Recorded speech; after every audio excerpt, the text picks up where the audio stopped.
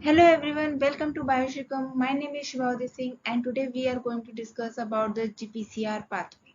This topic is very important for those students who are preparing for their examination just like MSc, CSR NET, GATE, DBT and also for other national level examinations. Let's start the video. Before going on pathway, we have to know what is GPCR. GPCR क्या होता है? GPCR stands for G protein couple receptor. It also known as 7 transmembrane receptor और हेप्टाहेलिक्स. Okay, हम इसे 7 transmembrane receptor क्यों कहते हैं? किसी भी चीज को समझने के लिए उसे डायग्राम के फॉर्म में समझना चाहिए. चलिए इसे डायग्राम के फॉर्म में समझते हैं. ये है हमारा ट्रांसमेम्ब्रेन यानी कि प्लाज्मा मेम्ब्रेन और ये है हमारा रिसेप्टर जो कि इस वक्त इनएक्टिव फॉर्म है. इसने 7 टाइम प्लाज्मा मेम्ब्रेन को क्रॉस किया है. 1 2 3 4 5 6 7, राइट. इसीलिए इसे हम 7 ट्रांसमेम्ब्रेन रिसेप्टर कहते हैं. ओके, अब लिगेंड बाइंडिंग साइट ये वाली जो साइट है, इस साइट पे लिगेंड बाइंड करेगा. ओके, 5 6 के बीच में, बिल्कुल यहाँ पर. अब एक्टिवेशन साइट भी 5 6 और लूप 3 का मीन्स कैसे 1 2 3. ओके, ये है हमारा लूप 3 और यहाँ पे जब जी प्रोटीन इसके साथ अटैच होगा तब ये हो जाएगा एक्टिवेट. अब देखते हैं कि कैसे जी प्रोटीन क्या होता है.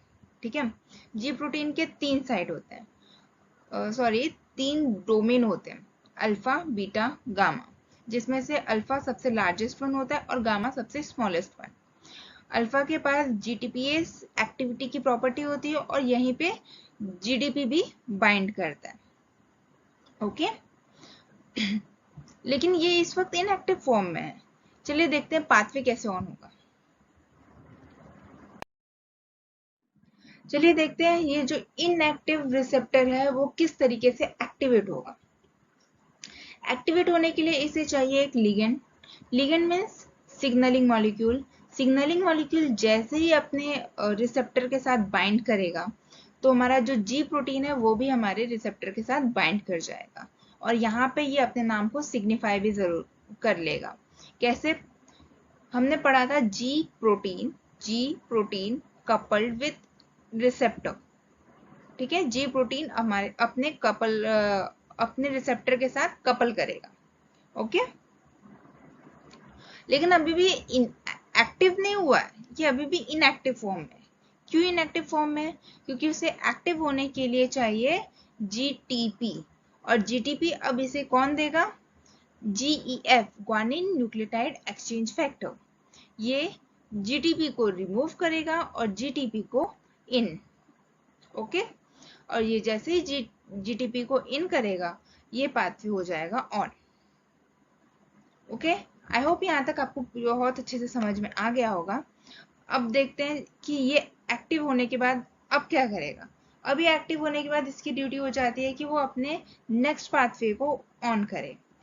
अब वो नेक्स्ट पाथवे को ऑन करने के लिए अब जी प्रोटीन को सेपरेट होना पड़ेगा. जी अल्फा जीटीपी के साथ अटैच होके और बीटा और गामा अलग सेपरेट हो जाएंगे और ये दोनों मिलके इफेक्टर को एक्टिवेट करेंगे. इफेक्टर एक्टिवेट होने के बाद और भी बहुत सारे पाथवे को ऑन करेगा. चलिए देखते हैं और भी कौन से पाथवे को ऑन करेगा. इफेक्टर एक्टिवेट हो चुका है, अब वो अपने प्राइमरी मैसेंजर्स को एक्टिवेट करेगा. प्राइमरी मैसेंजर जैसे AC GC PCL beta.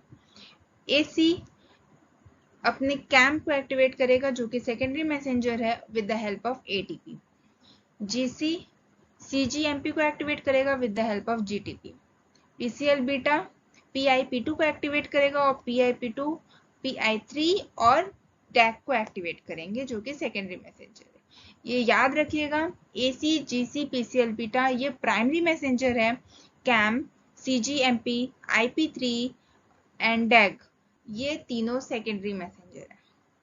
Okay, अब देखते हैं कैम्प क्या करेगा. कैम्प एक्टिवेट होगा तो PKA को एक्टिवेट करेगा, PK फॉस्फोकाइनेज A, उसको उसने एक्टिवेट किया। ओके, PKA को एक्टिवेट करते ही वो न्यूक्लियस में मूव कर जाएगा। न्यूक्लियस में मूव करने के बाद क्रिप के साथ क्रिप को भी फॉस्फोलेट करके एक्टिव करेगा।